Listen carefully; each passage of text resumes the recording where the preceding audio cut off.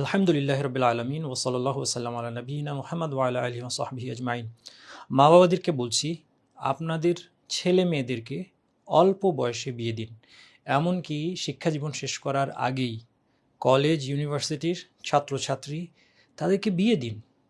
তাদেরকে বিয়ে দিলে তাদের শুধুই কল্যাণ হবে। আপনি ভাবছেন অল্প বয়সে বিয়ে দিলে তাদের লেখাপড়া হবে না, ক্যারিয়ার নষ্ট হবে। বিষয়টা বরং উল্টো।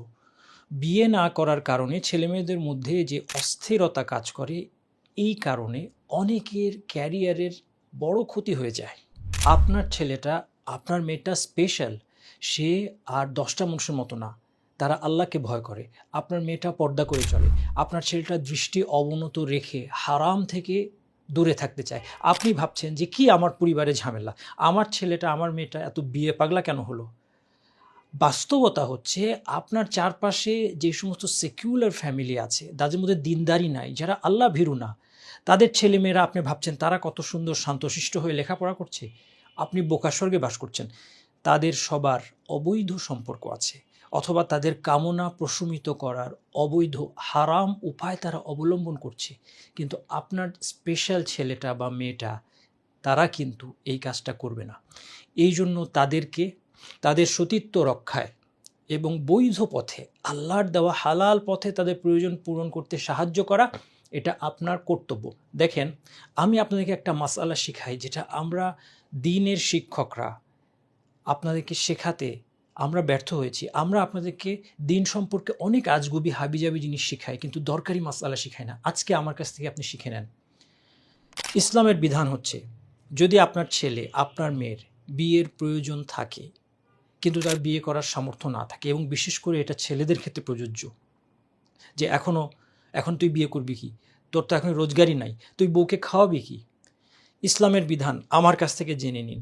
যদি আপনার ছেলে, যেহেতু সে আজকে লেখাপড়া করছে, সে চাকরি জীবনে অথবা কর্মজীবনে ঢুকতে তার কিছুটা সময় বাকি আছে, তার যদি এখন বিয়ের প্রয়োজন হয়, আপনার উপর ফরজ দায়িত্ব তাকে বিয়ে করানো।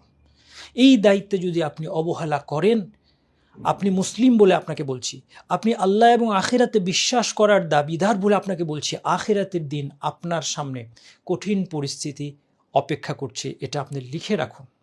এবং শুধু আখিরাত নয়, আখিরাতের আগে দুনিয়াতে আপনি এর কুফল আপনাকে সাফার করতে হবে। আপনি কিসের ভয় পাচ্ছেন?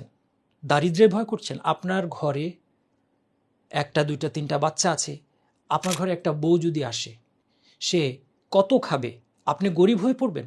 আল্লাহ সম্পর্কে কেন আপনি এই কুধারণা পোষণ করছেন? আপনাকে আমি একটি হাদিস শোনাই, যদি আপনি আল্লাহ আখিরাতে বিশ্বাসী হন। এই হাদিসটি শুনুন।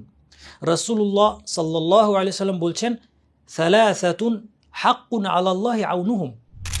3 প্রকার লোককে সাহায্য করা আল্লাহর কর্তব্য, আল্লাহর দায়িত্ব। তার মধ্যে একজন হচ্ছে আন-নাকিহ আল্লাযী ইউরিদুল আফাফ, যে নিজের পবিত্রতা, সতীত্ব রক্ষা করতে গিয়ে হারাম রিলেশনে জড়াবে না, এই জন্য সে বিয়ে করেছে। তার কাছে আল্লাহ সুবহানাহু ওয়া তাআলার পক্ষ থেকে সাহায্য আসবে।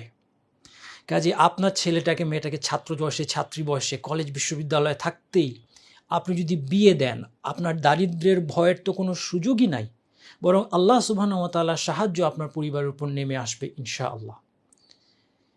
ইযা খাতাবাকুম মান তারদাউনা দীনাহু ওয়া খুলুকাহু ফাযাওবিজুহু। অন্য হাদিসে রাসূল বলছেন যে তোমাদের কাছে যখন প্রস্তাব নিয়ে আসে সেই ছেলে যার দিনদারি এবং চরিত্রে তোমরা সন্তুষ্ট, তার সাথে বিয়ে দাও। ইল্লা তাফআলু তাকুম ফিতনাতুল ফিল আরদি ওয়া ফাসাদুন আরিদ। এটা না করলে পৃথিবীর বুকে ব্যাপক ফিতনা ফাসাদ ছড়িয়ে পড়বে।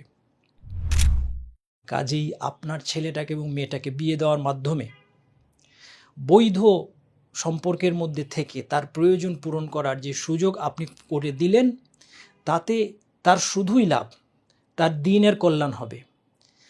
সে মন দিয়ে লেখাপড়া করবে, আল্লাহ সুবহানাহু ওয়া তাআলার সাহায্য তার কাছে আসবে।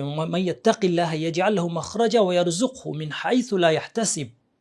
যে আল্লাহকে ভয় করে, আল্লাহ তাকে এমন উৎস থেকে রিজিক দেন যা তার ধারণাতেও ছিল না।